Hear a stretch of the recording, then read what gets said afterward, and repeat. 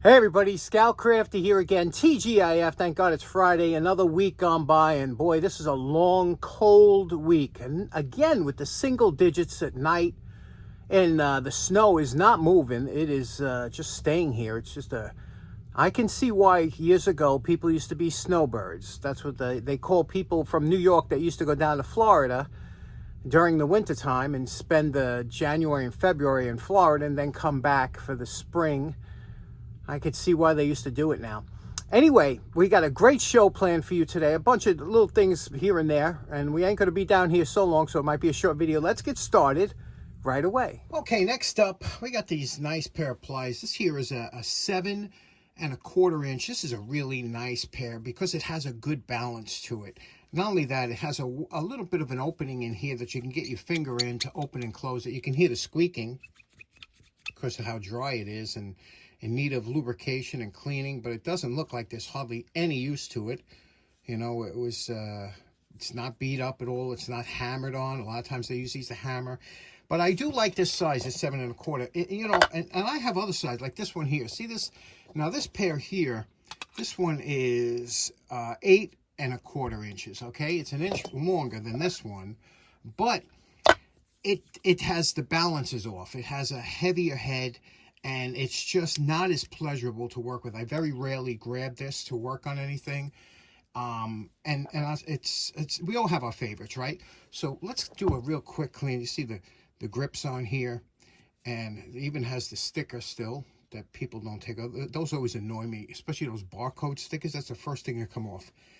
It's got some rust around here, around the top here, and like I said, an inside here. It's a nice cleanup. These are great cleanups for a weekend. You have to do at least one tool a weekend, right? What kind of maniac doesn't get down to shop to do at least one tool a week? Okay, here's our post-wire brush evaluation. It looks very presentable, but we want to take this, have some fun with it. We're practicing anyway down here. You can see we taped up the handles. We don't want to screw up the handles, and what we're going to use is the Dremel now.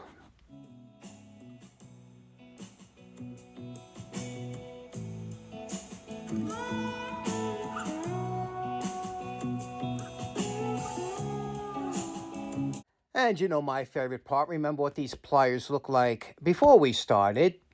And there we go, a quick cleanup for today. And these are going to replace those telephone pliers that I don't use. So I'm going to put these in my tool caddy. So I didn't go over the top with them, but I did. Look at that. That's pretty acceptable, right? I mean, it's nice and clean all the way around. Facets are perfect, and handle came out real nice. And what do you think of that? And let's give it the cut test here. My favorite is the zip tie. Listen, there it goes. Shot across the shop. You don't even see it, so you know it's a good clipper. There we go. I love this size. It's just very comfortable. And the only thing I would like more if it closed totally at the top, but that's close enough.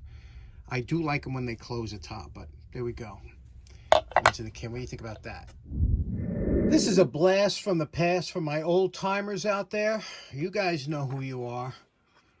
You guys know. Look at that, huh? When was the last time you seen one of these? And there we go.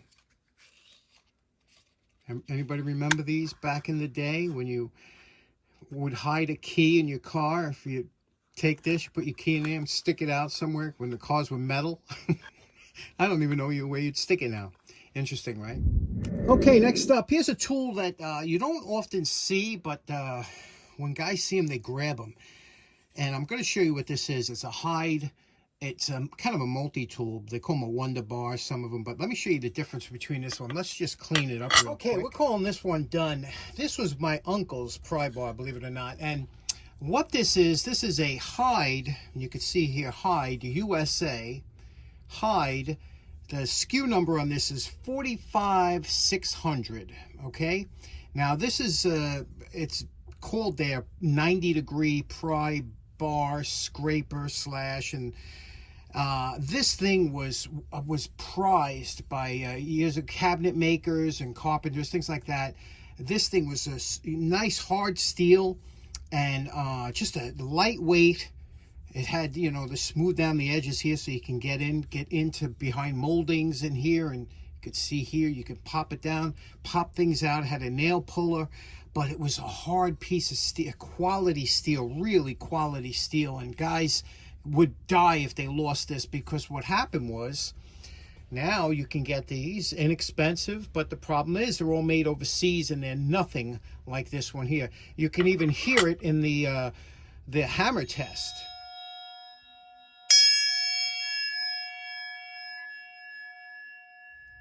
And this tool is an example of when you have a tool for years, and you know, and if you lose it, you cry over it, and you say, well, just buy another one. You can't buy these anymore. And if you do, if you can't find the USA ones, they're very hard to find. They make them out of stainless steel. They make them all different configured, exact copies, but they're Chinesium, and they're not the same.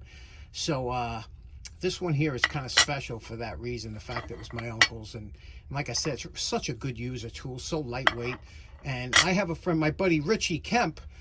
He had a Stanley crowbar, high carbon crowbar that he had for years, and somehow he became separated from it. I don't know what happened, but he's been trying to find that crowbar, that same crowbar, for years. We've been looking for that thing because, like I said, you get a tool that just works, and they just don't make them anymore. And you know, you can always tell when the company says it's a manufacturing group, HYDE group, you know, or Stanley went to Apex Tool Group or something like that. That's just a bunch of suits that have no idea, and they ship everything overseas. So if you find one of these USA, grab it. Some good news while researching this pry bar. I found out that Vaughan makes a pry bar very similar. It's called the BT90, and it is made in the US of A. So good news for us. Okay, next up real quick. Do you remember last week we did these great pair of equity shears that we cleaned up? And a good friend of the show by the name of Mark Ruplinger said, you know, you test it on paper towel, and it cut good, but you know, to really see if it's sharp, they usually use tissue. And he's 100% right. And we usually use the tissue for scissors or for tailor shears, because that's a tissue is much harder to cut than paper towel. But that's usually a good test for those type of shears. Tin shears don't have to be as sharp because they're cutting tin, but I said that'd be a good test to see how I did with the edge, because again, what I did with the edge, you could see I cleaned up the edge, and I didn't reprofile it. I just kept the same exact bevel that they have all the way down. So let's test it out and see if this will cut. This is a tissue, okay? And let's see if it'll cut a tissue here. Are you ready? Here we go. What do you think about that? It does cut a tissue. Will it cut it all the way through? Nice and easy. Yes, it does. So there we go. These are sharpened properly and good to go. Okay, next up, you remember we did this nice Vulcan iron last week, and had a good time with this. A lot of people enjoyed it. Tin to tip, we were just talking about it. A lot of people enjoy soldering irons, especially the old big ones like this. A couple people like Mitch had mentioned he has 3 American Beauties, and that's always like American Beauties are like top of the line. And then a good friend of the show by the name of Moran Guy Videos, he said, what about a stand? And I said, oh, have I got the video for you? So let's get to that right now. Now, I've always had a fascination with these older style soldering irons, especially the bigger ones, especially if you've ever tried to solder something with an iron that wasn't hot enough. You don't usually have that problem with these, and they can be a little too hot, so you got to be careful. But this here is, to me, the top of the line. This is an American Beauty. American Beauty's still in business. They're still making soldering irons today. Now, again, these soldering irons are meant for soldering like copper and seams and things like that. It's not really meant, this style isn't really meant for electronics. It's meant more for the larger stuff. But in their heyday, this company was like the top of the line. And I think they still are. I don't think there's a better soldering iron made than the American Beauty. And look at the cord. You know, it's got this woven cord. These cords are nice. And they're so flexible. Even when it's cold, hot, they're flexible. It's just a wonderful cord. This is a vintage one. This one here, you can see here, UL 110 to 120 volts, American Beauty. It's American Electric Heater Corporation, Detroit. So, but that's American Beauty is up here. That's the name of it. And you can see over here, it's 110 watts. 110 watts. Now, it's a pretty heavy iron. I'm going to just clean this up a little bit. Not going to, the tip is already tinned nicely. Not going to mess with that. This is a easily replaceable tip, unlike the Vulcan. You unscrew that, you pull this out, you buy a new tip. Bob's your uncle. So we got this. But here's what I think you wanted to see. Check this out. This is something you don't usually see often. And what this is, it's a vintage American Beauty number 475 soldering stand. And you say, well, what the heck is a soldering stand? What does it do? Well, basically, a soldering stand just holds your iron while you're working on something, you know. But with this, what's nice about this is when you put your soldering iron in this cradle here has a heating, see that little silver dot there? There's a temperature sensor in there, and here, if you look at the bottom here, it says raise temp. You see that? So what this will do, this will keep your soldering iron at a certain temperature. You could adjust that screw for whatever temperature you want, and it'll adjust the current coming out because you plug your soldering iron into here, and it will keep the current going on and off to keep this at whatever temperature you deem that you don't want it running full-fledged if you don't need it.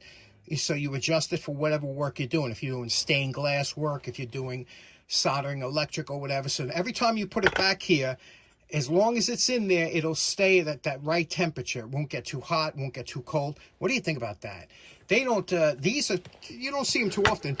But I said, let's clean this up. Look, who doesn't love a nice vintage indicator light? Indicator lights used to be a big thing. They want everything. Let's clean this up. Let's clean this up and see how it works. Okay, we're calling this project done. I just wanted to bring it back to the best I could with what it would look like if you bought this new in like the 50s or something. So here we have the handle is black paint. So you treat black paint just like any other black paint. I polishing compound, wax, you know, so it's back to the best we can get. It did have some wear and tear on it. Cleaned up around the top here.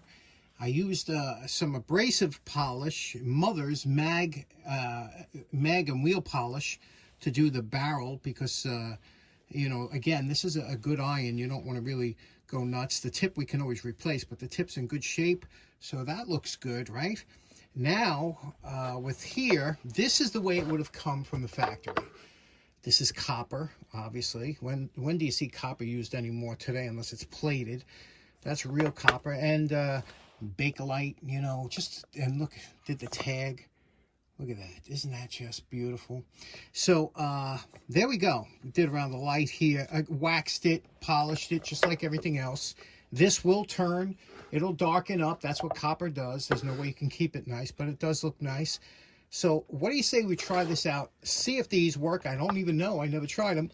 First thing we'll do is we can take the kilowatt. We're going to plug this in. Now remember, this thing is supposed to use 110 watts.